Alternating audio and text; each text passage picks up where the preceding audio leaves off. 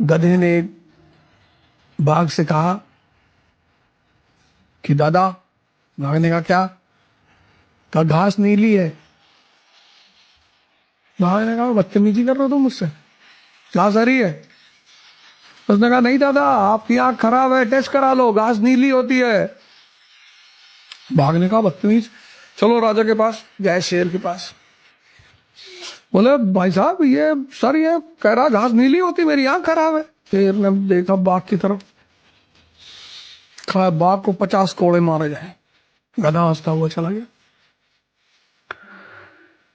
बाघ ने कहा कि सरकार, आप तो राजा हैं, आप तो देख ही रहे कि घास हरी है।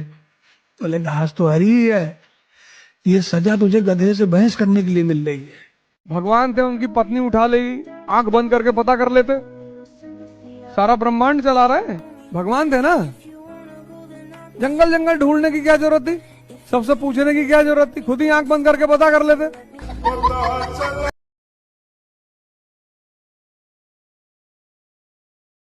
अब तुम्हारे कम से कम 20 रिश्तेदार होंगे।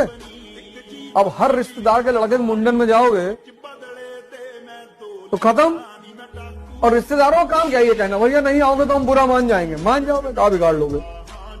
फिर आएंगे तुम्हारे बच्चों को दे देंगे 5100 रुपया कि बेटा आ नहीं पाए थे मुंडन में, वो पापा कहने लगेगा तुमको। मतलब हम अगर इस वक्त दलित होते तो हम अपनी टाइटल लिखते पांडे, शुक्ला, तिवारी। कौन रोक लेता हमको? सब दलितों को यही टाइटल लिखनी चाहिए। अगली जनरेशन कोई जाने नहीं पाएगा। नहीं, हम होते तो हम यही लिखते।